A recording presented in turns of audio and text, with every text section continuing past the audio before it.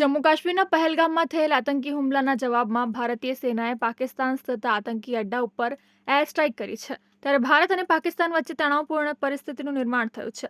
જે વચ્ચે કેન્દ્રીય ગૃહ મંત્રાલય દ્વારા સિવિલ સુરક્ષાની તૈયારીઓના ભાગરૂપે આજરોજ અંકલેશ્વર ઓએનજીસી, ભરૂચ જીએનએફસી અને દહેજ ખાતે બિરલા કોપર કંપનીમાં મોકડ્રીલનું આયોજન કરવામાં આવ્યું હતું. જાહેર સુરક્ષા સુનિશ્ચિત કરવાના હેતુસર યોજાયેલ મોકડ્રીલમાં વહીવટીતંત્ર તેમજ પોલીસના અધિકારીઓ જોડાયા હતા.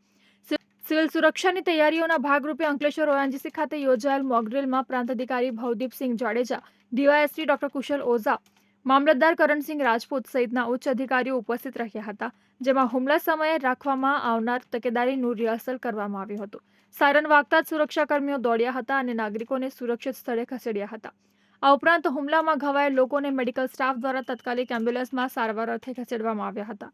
તો ફાયરની ટીમ દ્વારા હુમલા સ્થળે આગ બુઝાવવાની કામગીરી કરવામાં આવી હતી. આ સાથે જ લોકોને સુરક્ષા અને સલામતીનું માર્ગદર્શન આપવામાં આવ્યું હતું. હાલ જીએનએફસી ખાતે એક કેઝ્યુઅલિટી બની છે, જેમાં એર સ્ટ્રાઇક થઈ છે અને 250 માણસો આ બિલ્ડિંગમાં હતા, જેમાંથી 5માંથી 2 લોકો સિવિયર ઇન્જર્ડ થયા છે. 3 લોકોને હોસ્પિટલમાં પહોંચાડેલા છે. 2 જે લોકો છે એને ટેમ્પરરી આપણે મોટી હોસ્પિટલમાં પહોંચાડીએ છીએ અત્યારે, અને બાકીના બધા લોકો સલામત છે. હમણાં આરએનબીની ટીમ પણ આવી જશે અને સાથે સાથે અમારા બધા જ વિભાગો હાજર છે, પોલીસની બધી ટીમ હાજર છે અને વહીવટી તંત્ર પણ હાજર છે. આગળની કાર્યવાહી આપ જોઈ શકશો. આજ રોજ ઓપરેશન અભ્યાસના અનુસંધાને એક સરકાર દ્વારા એક એવી જાહેરાત કરવામાં આવી હતી કે અગર જો ભવિષ્યમાં એર સ્ટ્રાઇક વગેરે થાય તો તેના અનુસંધાને આપણે કેવા ત્વરિત પગલાં લઈ શકીએ છીએ, તેના અનુસંધાને એક મોક ડ્રીલનું આયોજન કરવામાં આવેલું હતું.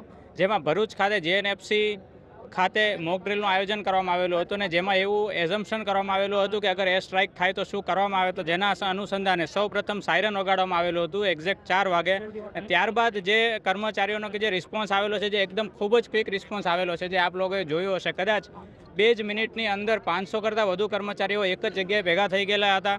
ત્યારબાદ એવું જોયેલું છે આપણે કે 5 લોકોને જે કેઝ્યુઅલિટી થઈ છે, જેના અનુસંધાને તાત્કાલિક એમ્બ્યુલન્સની હાજરી પણ જોવા મળેલી છે. તેમાં પોલીસ તેમજ અન્ય દરેક સ્ટાફનું એક કોઓપરેશનથી ઓપરેશન પાર પાડેલું છે અને દરેક વસ્તુમાં બહુ જ પ્રોપર રિસ્પોન્સ મળેલો છે. Thank you. આવી જ રીતે ભરૂચ જીએનએફસી ખાતે યોજાયેલ મોકડ્રીલમાં પણ સાયરન વાગતાની સાથે જ નાગરિકોને સુરક્ષિત સ્થળે ખસેડવામાં આવ્યા હતા. તો બીજી તરફ મોકડ્રીલની ટીમ દ્વારા ઘવાયેલ લોકોને સારવાર અર્થે ખસેડવામાં આવ્યા હતા અને ફાયરની ટીમ દ્વારા આગ બુઝાવવામાં આવી હતી.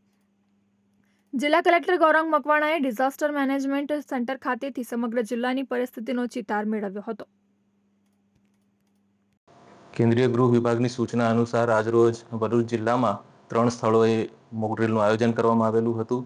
બરાબર 4 વાગે વિવિધ સ્થળોએ જિલ્લાના ગ્રામ્ય વિસ્તારોમાં તેમજ નગરપાલિકા વિસ્તારમાં સાયરન બ્લો કરવામાં આવ્યું અને ત્યારબાદ લોકો સલામત સ્થળે ખસી જાય એ પ્રમાણેની સૂચનાઓ આપવામાં આવેલી. એ પ્રમાણેની કાર્યવાહી સમગ્ર જિલ્લામાં કરવામાં આવી છે.